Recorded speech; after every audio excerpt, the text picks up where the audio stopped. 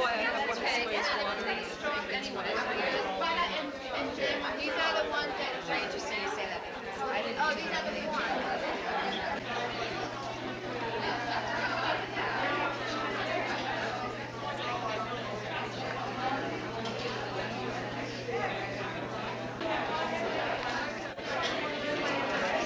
I'm a Chabadnik, so why not? And I'm her friend. So it's wonderful being here. We think it's wonderful. We think it's a wonderful thing to have a mikvah out in this area. I totally agree. Very nice.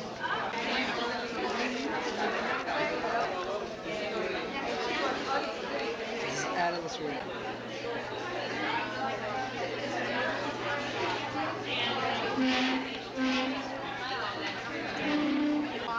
You're kidding, I'm not even started.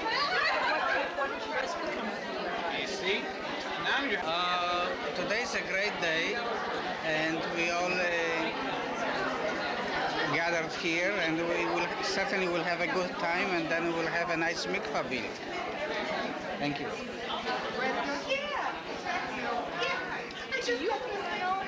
It's nice to be here to celebrate the Western Well.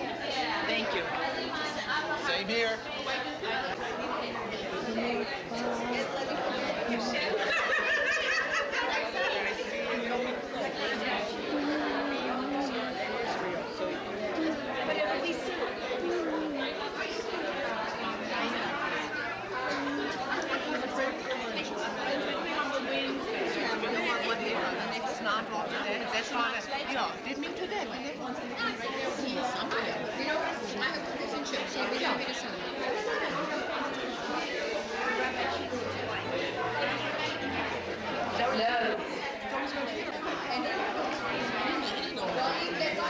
Hi guys.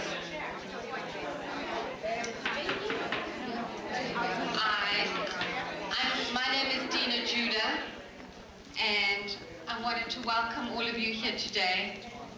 It's really unbelievable on such a beautiful day with the Celtics playing that you're all actually here, so we really appreciate that you've come.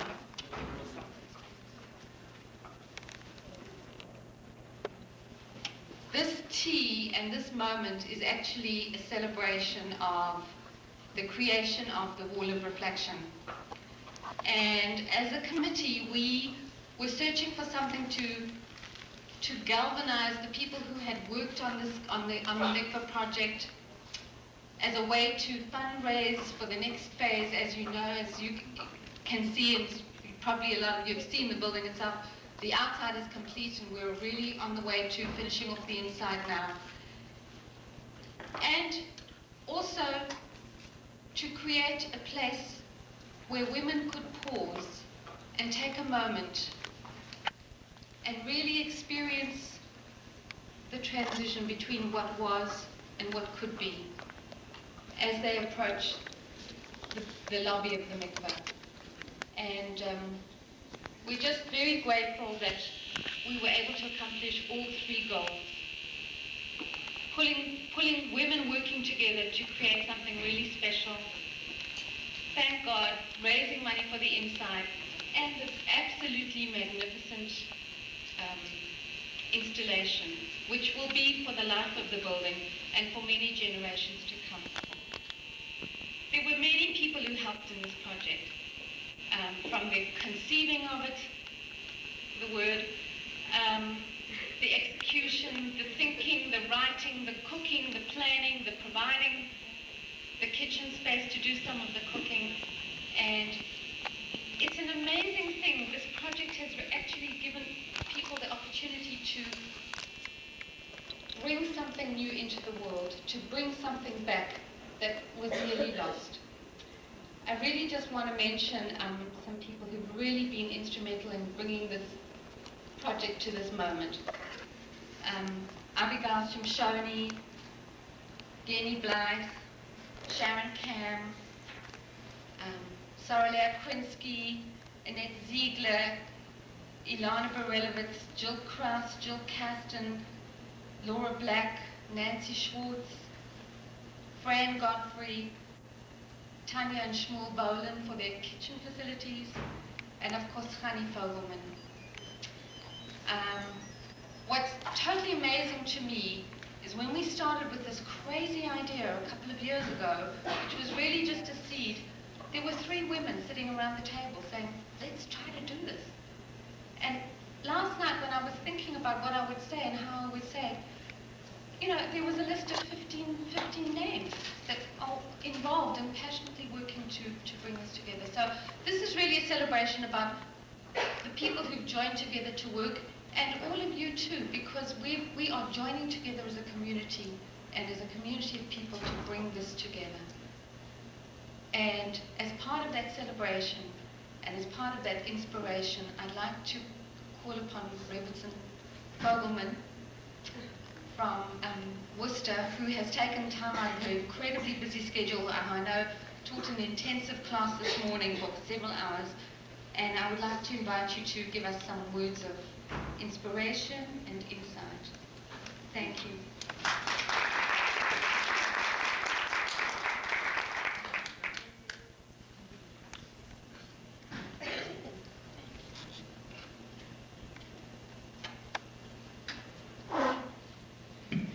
Thank you, Dina. Good afternoon to all of you. I'm delighted to be here. When I met Dina, as I entered, I saw Dina, and an expression came to mind. Forgive me, and I'm going to say it. You know, when we see each other, something happens, and today is the day of reflection. When one thinks about what came before and what is to come for the future. And we're using beautiful mikvahs, beautiful mirrors in your mikvah. And I'm reminded of an expression, Kamayim laponim don laponim kein leva odom elo odom. As water reflects a face to a face, so the heart of one is reflected to another. And that explains your emotion and mine. I need not say more, but it also explains and defines my feeling when I came here and I see so many lovely young women. You're all beautiful Jewish women, and I'm so happy to be here among you, and I feel privileged and honored to be here this afternoon. And I thank you for inviting me so that I too can participate in this momentous project of building a mikveh in Natick. I reflect, because today is reflection, that a few years ago, when my daughter-in-law Chani told me, and my son Rabbi Levi told me, that there was a family that wanted to build a mikveh, I said, what? A mikveh? You don't have anything yet. You're just a new place.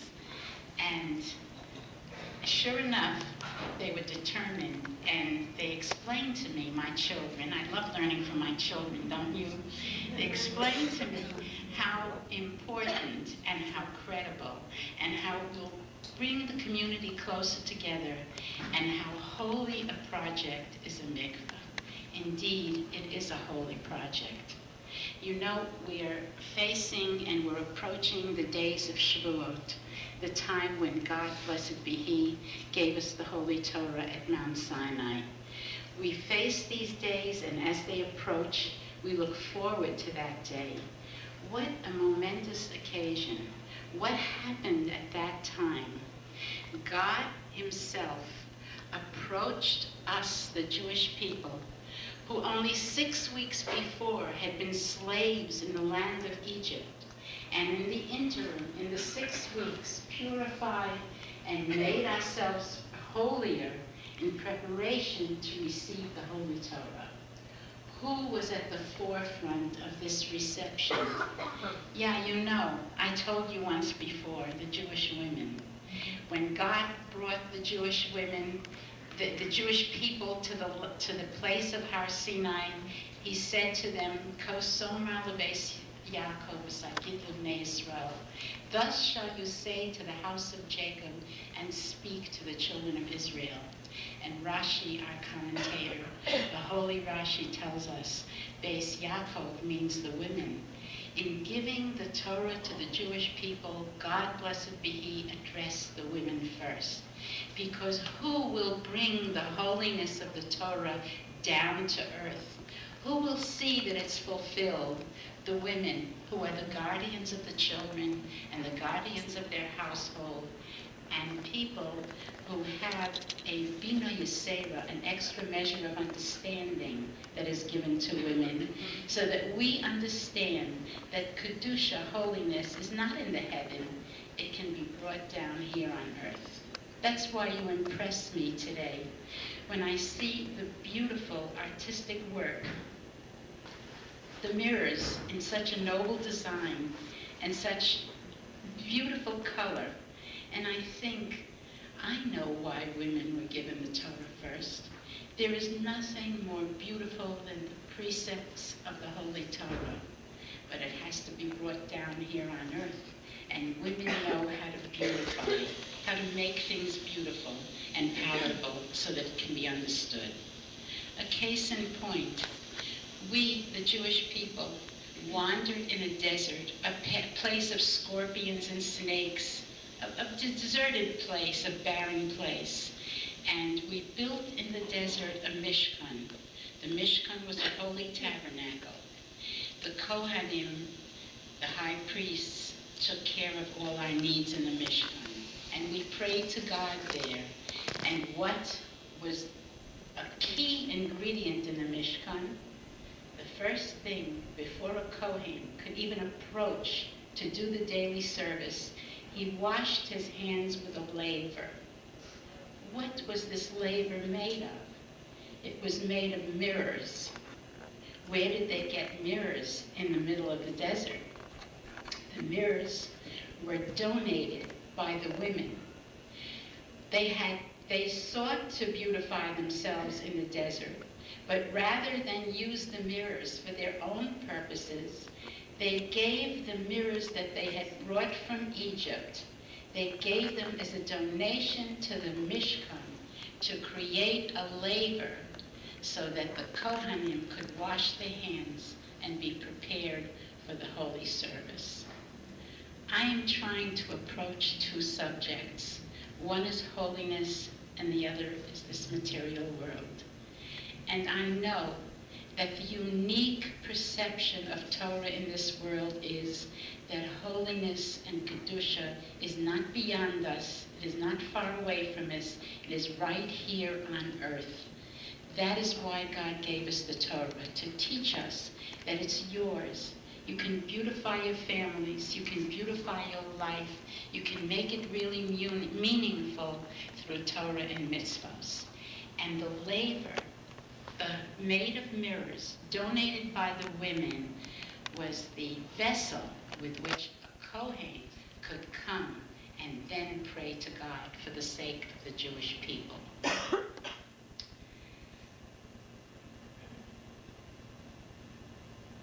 I don't know if you're aware that at this time, we study the Megillah of Ruth, the story of Ruth, which has a lot to do with the mikveh and has a lot to do with holiness and a lot to do with Kedusha.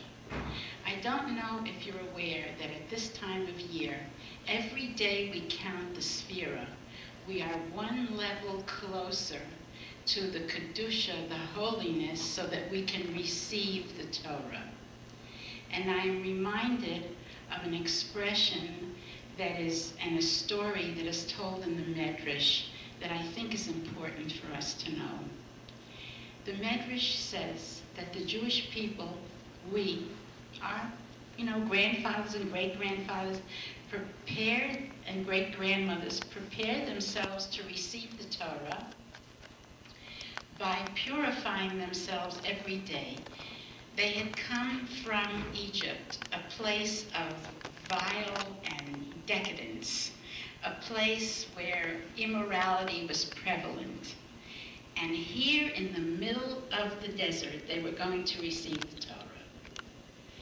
And before that, they knew they had to prepare themselves in a very holy, beautiful, and wonderful way.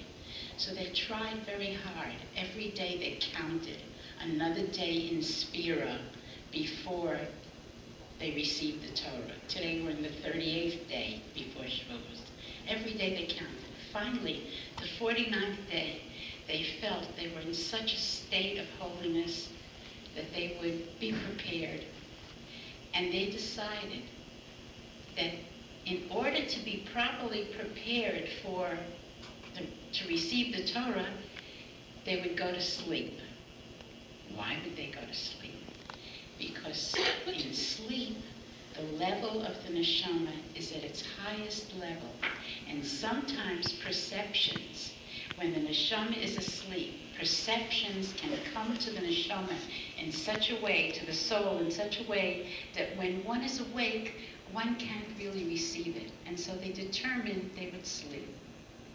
The Medrash tells us that on the morning of Shavuos, when God was prepared to greet them and give the Torah, God came forward, and the Medrash says, I came, and there was no man. Ve'ein ish. Vosi ve'ein ish. There was no man. There was no voice. No one was there when I came to give you the Torah. And he asked the question, the Navi asked, why is it that when I came on this day, the day that was so anticipated, every Jew slept? So deep was their sleep that not even a mosquito bothered them. They slept deeply. And then we are told they were awakened. And when they were awakened, they were told, this is not the way. God did not give you the Torah so that you should receive a holy level somewhere up in the sky, and that you should, sky meaning spiritual sky, and that you should be in a level that you do not even perceive in this world how holy the level is. God gives you the Torah that you should live a holy, beautiful Torah life in this material world, not in the world above. And therefore, Hashem was displeased with their sleep. Yet he was so pleased with their ratzon, their will, that he didn't even allow a fly or a mosquito to disturb them. What happened then? After that, the Jewish people regretted, who wants to displease HaKadosh Baruch Hu, the Eibishter? And they arose quickly to receive the Torah. To this day, we rectify that situation when people sit up the entire night of Shavuos and we study Torah. We are awake. We will receive the Torah when we're awake. We will be holy when we're awake. What has this got to do with the mikvah? A very wonderful thing. A mikvah is the essence of Kedusha, the essence of holiness. When a woman goes to the mikvah, the children come about through a holy union. And send, and you Jewish women who are building a beautiful mikvah, who will use a mikvah, you bring a blessing to yourselves, to your families, to your children, and to future generations. I commend you all, and I ask a bracha for you all. And you, Dina, your parents have nachas from you, because it was your idea, and you came to my son, Rabbi Levi, and to my daughter, Chani, and it was your initiative, and Baruch Ha'at, may you be blessed. All of you are blessed that you're part of it. Not one is less than the other. Each of you is most important. And what better way to greet the holiday of Shavuos and to accept and receive the Torah once again. For each year we receive the Torah once again. It is our spiritual heritage, and God, blessed be He, gives it to us. What better way, what more beautiful way than to contribute and build and prepare for the future generations for Kedusha and Tara, for holiness and for beauty. Thank you.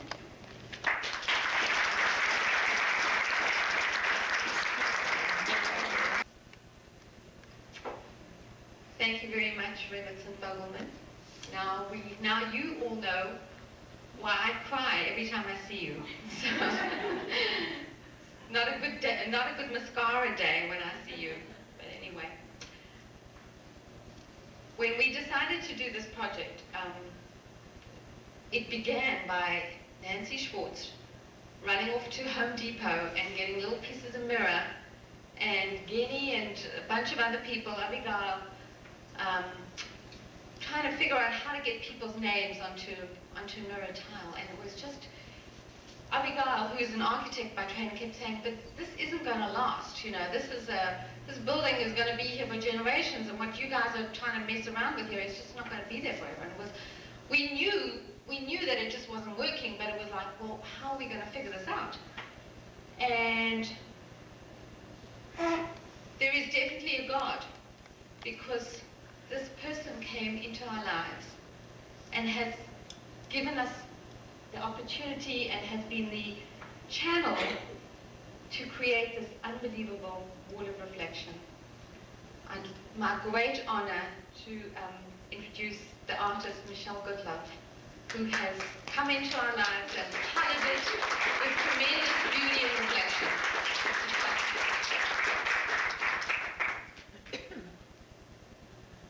Wow.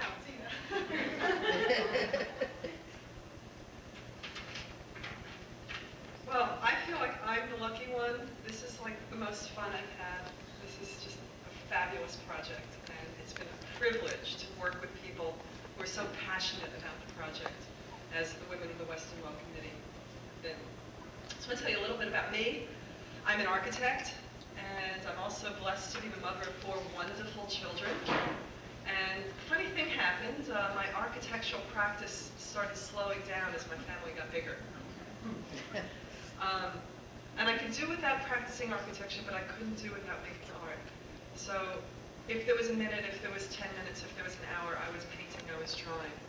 And I knew in my heart I wanted to make glass. Glass is, in my heart, in my mind, is watercolor, the transparency of watercolor with an infinite array of textures and forms possible. And it has permanence. I mean, this is fused glass that I'm doing, and there's fused glass that's 4,000 or 5,000 years old. I mean, it's absolutely a permanent material. So I told myself that when my children were grown, I'd build my glass studio. Meanwhile, I would learn everything I could about glass.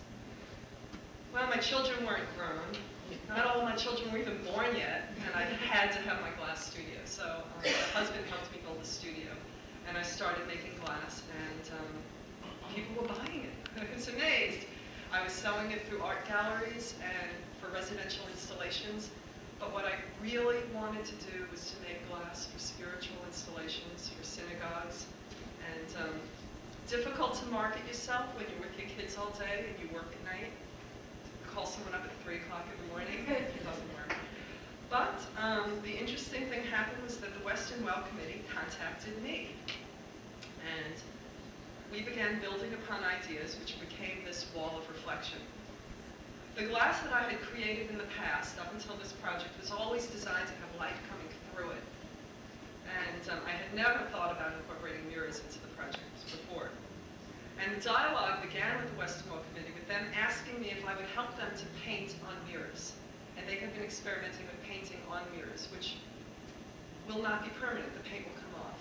And the right way to paint a mirror is to paint a clear piece of glass using oil-based paints, and then silver behind that. So it's actually the back of the mirror that's painted. We talked about that. We talked about many different ideas. And the idea that we were working on for a while was the idea of making the individual tiles and then silvering them. And then you would have to put a protective coating on the silver and then grouting them onto the wall as you would surround the tiles. A problem with that is you don't get the clear reflection of looking right at the mirror that you get. So we still kept thinking, and then there was kind of a breakthrough that happened when we realized that we would make the tiles, like these panels, and mount them on a mirror. So you would get the clear reflection in the spaces between the tiles where you could actually see yourself, and then you would get the hazy reflection when you looked at the tiles. And there's 3 sample panels, one over there and 2 here, which were experiments with different size tiles, with different levels of transparency. And also, once the tiles were mounted, I don't know if you wonder what little velvet with all these pieces in it. These are little pieces, in my mind, they're seaweed, they're stars, they're clouds, and they go onto the tiles after they're mounted on the mirrors. And these 2 panels have them. You can see them at the top, kind of looking like stars. And these will have them, but I'm not putting them on until they're mounted on the mirrors. So I just wanted you to see what's going to happen yet. And this is a work in progress, what you're seeing on the floor there. This is a sample, a scale model, just to show you what the overall wall would look like. And if you were standing next to this wall, a person of my height would be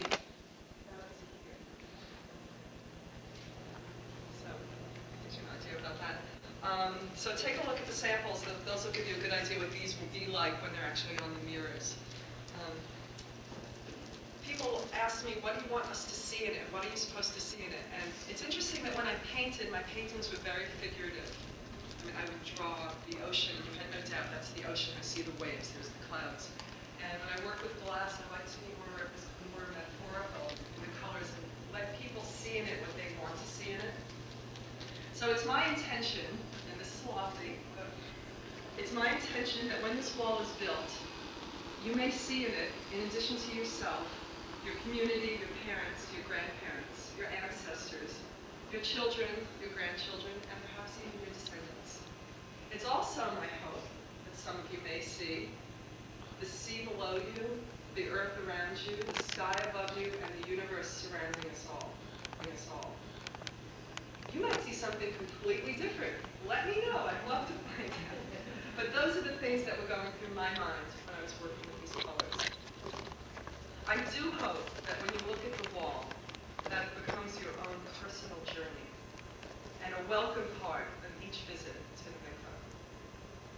There's a slideshow over there, and my son Jacob took almost all those photographs. So I'd like to thank Jacob, who's dancing today at the performance and couldn't be here. And that just shows making the tiles. And please select your tile for personalization. And again, this is a privilege. Thank you.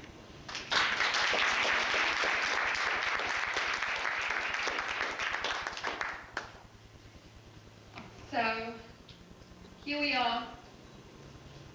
We're marking this moment with reflection. And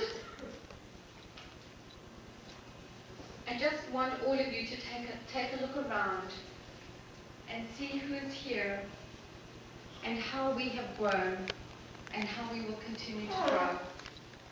This is really a moment in time, and it's not long now before, please God, the whole world should know about mikvah. Women should know that this is a treat for them. It's a gift for all of us. And what more beautiful way than right at the beginning here. This is it. You guys are actually creating this project. You are bringing it down. And you, by your support, by your care, by your work, by being with us today and by being with us on this journey, have actually become a partner in creation. And there is nothing more wonderful than when women get together and create. So thank you very much for joining us. And I would just like Sharon to present in appreciation to Mrs. Fogelman, Rebbetzin Fogelman, a bouquet of flowers. Thank you very much.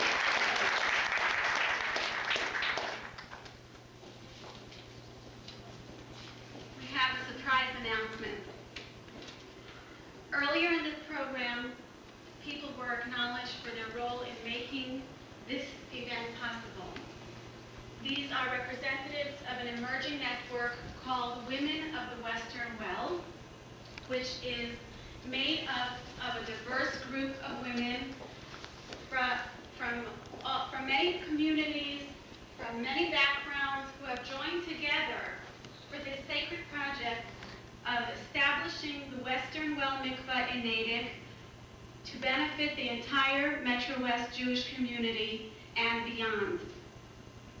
On behalf of the women of the Western Well, especially those who have worked closely in this project, we would like to thank a unique individual who has truly been the driving force behind this campaign.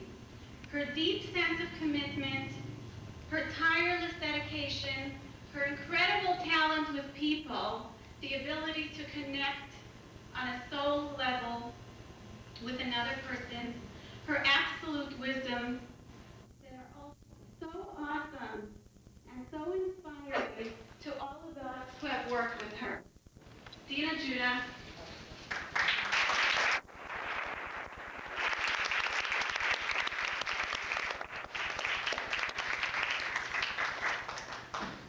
May Hashem bless you with continued abundance of energy.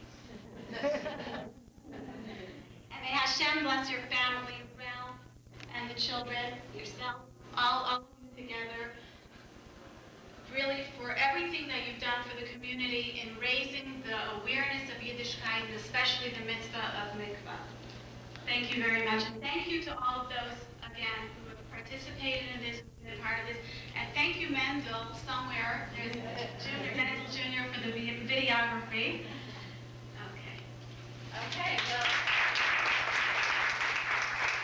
thank you very much, and please enjoy the food, and hang out, and enjoy the time, and maybe now that you've heard Michele talk about her inspiration, and you've heard the Rebbitzin speaking, it will pull together in a deeper reflection. Thank you.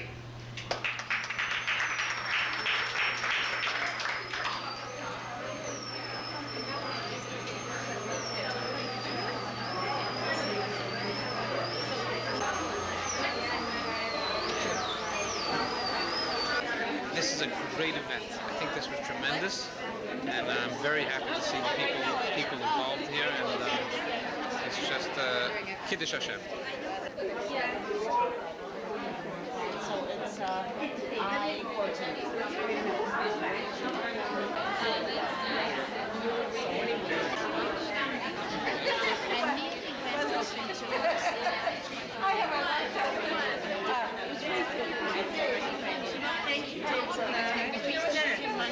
Thanks, John. There's nothing wrong with that. Yeah, Renzi.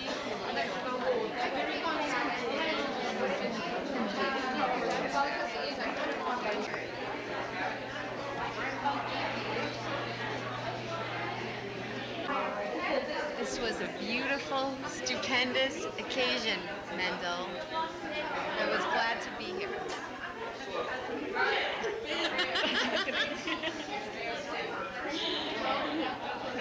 Bye. Okay, All right. Take care. You too. Give her a chance. Give her a chance, man. Okay, tell me when. This was a magical day, a magical event, an honor to be involved with this, and an honor to know the women involved in this wonderful, wonderful project. Oh, it was lovely. It was beautiful. I'm so happy that Mrs. Fogelman did such a